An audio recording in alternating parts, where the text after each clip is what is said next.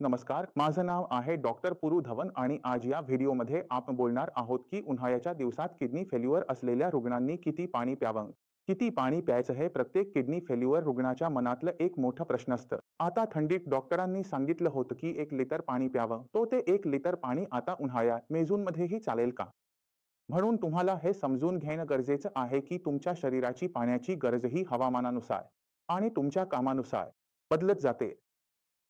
आता जर आपण जास्त पाणी प्यायलो तर आपल्याला सूज येऊ शकते. जर पायांमध्ये सूज येत असेल तर आपण झोपलो असताना ती छातीत भरते, फुफ्फुसांमध्ये भरते, ज्यामुळे आपल्याला श्वास घेण्यास त्रास होतो. जर आपण पाणी कमी प्यायलो, गरजेपेक्षा कमी प्यायलो, तर क्रिएटिनिन शरीरातून बाहेर जाऊ शकत नाही कारण लघवी व्यवस्थित तयार होत नाही.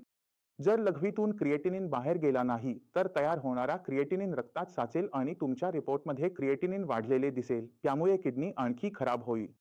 म्हणजे पाणी प्यायलो तरी मरतो आणि नाही प्यायलो तरी मरतो. मग आपल्या शरीराला योग्य प्रमाणात पाणी देण्याचा योग्य मार्ग कोणता? म्हणून तुम्हाला स्वतःच्या शरीराला समजून घ्यावं लागेल कारण आता उन्हाळ्याचा हंगाम येतोय. आपल्या शरीराची पाण्याची गरज वाढेल म्हणून तुम्ही पाणी कसं प्यायचं? उन्हाळा असो किंवा हिवाळा असो, हे आता तुम्हाला समजून घ्यावं लागेल. तर समजा की आपल्या शरीरात काही खास सेन्सर्स आहेत जे तुम्हाला सांगतात की तुमच्या शरीरात पाण्याची कमतरता होत आहे आणि ते म्हणजे तुमचे ओठ, तुमचा घसा. जर तुमचे ओठ कोरडे पडत असतील, घसा कोरडा पडत असेल, तर याचा अर्थ तुमच्या शरीरात पाण्याची कमतरता आहे. पण आता तुम्ही हे पाहिलं पाहिजे की तुमच्या पायांमध्ये सूज आहे का नाही. जर तुमच्या पायांमध्ये सूज आहे, तर याचा अर्थ तुमच्या शरीरात पाण्याचे प्रमाण जास्त जमा झाले आहे, जे किडनी बाहेर काढू शकत नाही. म्हणून अशा पेशंटमध्ये आपण पाणी पोटात खूप जास्त प्रमाणात घालायचं नाही. कारण जितकं पाणी आपण पिऊ, तितकंच ते जमा होत जाईल. म्हणून आपण इतकंच पाणी प्यायचं आहे की माझे ओठ आणि घसा ओलसर राहतील. पाणी आपल्या शरीरात जमा होऊ नये म्हणून आपण काय करतो? एका वेळी अर्धा कप म्हणजेच 50 ml पर्यंत पाणी एकदाच पितो. आता 50 ml तर खूपच कमी आहे, बरोबर ना? म्हणून पुढच्या 50 ml पिण्यासाठी आपल्याला किमान 10 ते 15 मिनिट 20 मिनिटांचा अंतर ठेवावा लागेल. 20 मिनिटांनंतर तुम्ही पुन्हा 50 ml घेऊ शकता. जर तुम्हाला तहान लागली असेल तर. जर तहान लागली नसेल तर तुम्ही पाणी पिणार नाही. म्हणून ज्यांच्या शरीरात सूज असते, पायांमध्ये सूज असते, त्यांना हे पद्धत उपयोगी पडते.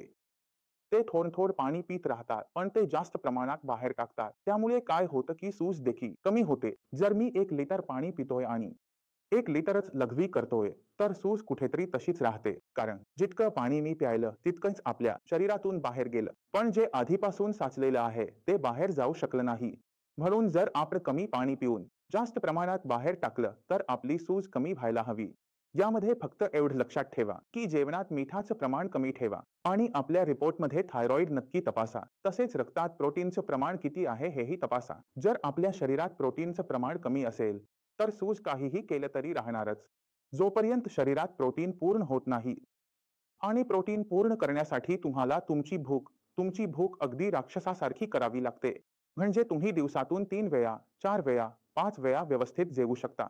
ज्यामुळे प्रोटीन आपल्या शरीरात चांगल्या प्रमाणात जाईल आणि शरीरात जे प्रोटीन कमी आहे ते भरून येऊ लागेल. आता ज्या पेशंटच्या पायांमध्ये सूज नाही, म्हणजेच त्यांच्या शरीरात पाण्याचं प्रमाण जास्त नाही, अशा पेशंटला जे पाणी प्यायचं असतं, ते 1 कप प्यायचं असतं, म्हणजेच 100 ml. तुम्ही 100 ml पाणी प्यायलात, मग दुसरा जो आपला कप आहे तो 10 ते 15 मिनिटांनीच येईल. का? कारण 10-15 मिनिटांच्या आत आपण काय करणार? आपण जे पाणी प्यायलो आहे ते शोषले जाऊन आपल्या मूत्राशयात पोहोचेल आणि आपण दर अर्ध्या तासाने लघवीसाठी जातो. तर यामुळे काय होईल की पाणी आपल्या शरीरात जात आहे ते साठणार नाही. जर ते साठत नसेल तर सूज येणार नाही आणि सूज आली नाही तर आपलं काम सुरूच राहील. कारण थोडं पाणी आपल्या शरीरात जात आहे, मूत्र तयार होत आहे, क्रिएटिनिन त्यात विरघळून, युरिया त्यात विरघळून बाहेर जात आहे. त्यामुळे क्रिएटिनिन वाढण्याची समस्या देखील आपल्याला दिसत नाही. म्हणून तुम्हाला तुमची स्थिती समजून घ्यावी लागेल. तुम्ही तुमचे सेन्सर्स समजून घ्या आणि त्यानुसार तुम्ही अर्धा कप किंवा 1 कप याची निवड करा की एका वेळी किती पाणी घेऊ शकता. दोन्हीमध्ये तुम्ही 10-15 मिनिटांचा अंतर ठेवून दुसरा कप घेऊ शकता. तेही फक्त तेव्हाच जर तुम्हाला तहान लागली असेल तर. जर तहान नाही लागली तर पाणी जास्त प्यायची काहीही गरज नाही. कारण जर तुम्ही जास्त पाणी प्याल तर सूज येईल, कमी प्याल तर लघवी कमी होईल आणि क्रिएटिनिन तुमच्या रिपोर्टमध्ये वाढत जाईल. म्हणून हा फरक समजा. म्हणून जर कोणी तुम्हाला सल्ला दिला की तुम्ही फक्त 1 लिटर पाणी प्यायचं आहे, 1.5 लिटर पाणी प्यायचं आहे, तर ते केल्यानंतर तुमच्या रिपोर्ट्स नक्की तपासा की कुठे तुमची क्रिएटिनिन पातळी कमी पाणी पिण्यामुळे वाढत तर नाहीये ना. म्हणून जर तुम्ही पाणी कमी केलं असेल आणि क्रिएटिनिन पातळी वाढत असेल तर तुम्ही लगेच समजू शकता की हे कोणत्या कारणामुळे होत आहे. मला आशा आहे की या व्हिडिओमधून तुम्हाला बऱ्याच गोष्टी समजल्या असतील. तरीही तुमच्या मनात काही विचारायचं असेल, काही जाणून घ्यायचं असेल तर तुम्ही नेहमीच स्वागतार्ह आहात.